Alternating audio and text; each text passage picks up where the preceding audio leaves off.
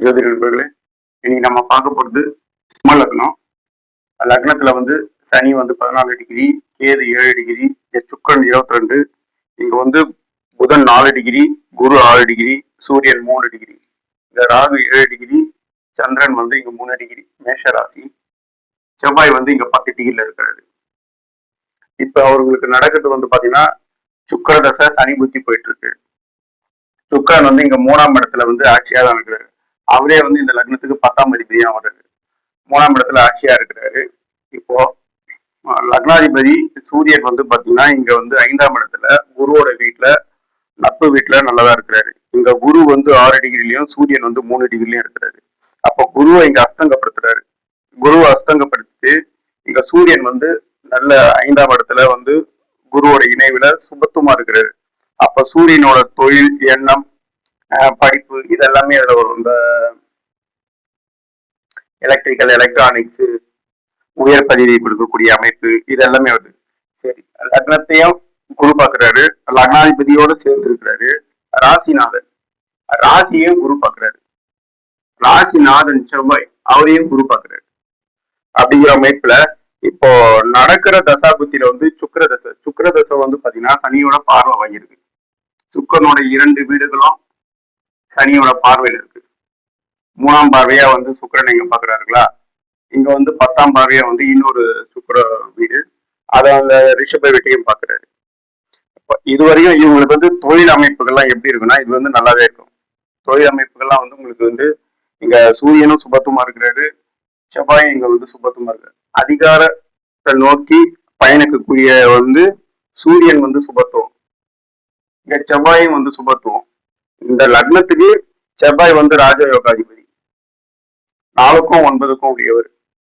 4க்கும் 9க்கும் உடையவர் வந்து செவ்வாய் வந்து செவ்வாயோட காரகம்லாம் வந்து பாத்தீங்கன்னா போலீஸ், இராணுவம், விளையாட்டு, அதிகாரம், கட்டிடம் சம்பந்தமான இதெல்லாம் வந்து செவ்வாய் வந்து சுபத்துவமா இருக்கிறார். செவ்வாயும் வந்து பாத்தீங்கன்னா செவ்வாயும் சூரியனும் தான் வந்து இந்த கரண்ட் எலக்ட்ரிக்கல் இது எல்லாத்துக்கும் காரகம் வந்து அதுதான். இந்த சூரியன் தான் வந்து முதல்நிலை சுபத்துவம். இங்க செவ்வாயும் வந்து முதல்நிலை சுபத்துவமா தான் இருக்கிறாங்க. இங்க புதனும் நல்லதா இருக்கிறாரு. ஆக மொத்தத்துல இந்த 2 கிரகங்கள், இந்த 3 கிரகங்களுமே நல்லதா இருக்கு. சந்திரனும் வழியா அப்போ மனோகாரனாகிய சந்திரனும் நல்லதா இருக்கு. ஆனா நடக்கிற தசா புத்தி சுக்கிர தசை சனி புத்தி. சனி வந்து இந்த லக்னத்துக்கு 6க்கும் 7க்கும் உடையவர். அப்படின்னு பாத்தீங்கன்னா சனி வந்து இங்க ராகுவை பாக்குறாரு. சனி வந்து இந்த சுக்கிரன் வீட்டையும் பாக்குறாரு, இதையும் பாக்குறாரு. சனி வந்து பாத்தீங்கன்னா 6ஆம் அதிபதி 7ஆம் அதிபதி. அப்போ 7ஆம் இடத்தை பாக்குறாருங்களா. எதனால பிரச்சனை வரும்னு பாத்தீங்கன்னா பெண்கள் சம்பந்தமான விஷயங்கள். எப்பவுமே சனி புத்தி வரும்போது மட்டும் இவர் கொஞ்சம் ஜாக்கிரதையா இருக்கக்கூடிய அமைப்பு. ஏன்னா இவருக்கு வந்து 2007 பிறந்தவர் தான், ஒரு 18-19 வயசு ஆகக்கூடிய நபர் தான். இப்போ சனி வந்து இந்த சுக்கிரனை பாக்குறாருங்களா. அப்போ சனியோட பார்வை வாங்கின சுக்கிர தசையில வித்தியாசமான எண்ணங்கள், படிப்புல வந்து கவனம் செலுத்தக்கூடாத அமைப்பு, பெண்களோட முரண்பட்ட அமைப்பு, அது இழிச்ச பெண்களா இருக்கலாம், வயது முதிர்ந்த பெண்களா இருக்கலாம், இல்ல வேற சாதி வேற மதம், இந்த மாதிரி அது எந்த ரூபத்துல வேணாலும் வரலாம். அதுதான் வந்து ஏன்னா சனி வந்து முதல் 7ஆம் அதிபதியா செயல்படுவாரு, அதுக்கப்புறம் 6ஆம் அதிபதியாகவும் செயல்படுவார். அப்ப 7ஆம் அதிபதின்றது ஆப்பனண்ட், காதலன் காதலி மனைவி இது போன்ற விஷயங்கள். இப்ப திருமணம் ஆகாததுனால காதலி எதிர்பாலித்தவர் அவங்களோட வந்து கொஞ்சம் முரண்பட்ட அமைப்பு, வித்தியாசமான அமைப்பு, இது எல்லாமே வந்து இந்த சனி புத்தியில நடக்கும். எப்பெல்லாம் சனி புத்தி வருதோ அப்பெல்லாம் வந்து டிஸ்டர்பன்ஸ் ஆகாது. சனி சுபத்துவமா தான் இருக்கிறாரு, இருந்தாலும் அந்த எண்ணங்களை வந்து கொடுப்பாரு. சனி வந்து எப்பவுமே வந்து சுக்கிரனோட கனெக்ட் ஆகும்போது, சுக்கிரனோட இணைவுல இருக்கும்போது வித்தியாசமான எண்ணங்களை கொடுப்பாரு. அதுதான் இப்ப வந்து இவருக்கு வந்து படிக்க முடியாம டைவர்ஷன் ஆகுறாரு. அது வந்து 2029 வரையும் இருக்கு. இப்பதான் ஆரம்பிச்சிருக்கு. அந்த 2029 வரையும் இருக்கு. அந்த 2029 வரையும் இவருக்கு கவனமா இருக்கக்கூடிய காலகட்டம் தான். ஆனா சுபத்துவமா இருக்கிறதுனால பெருசா வெளியில தெரியாது.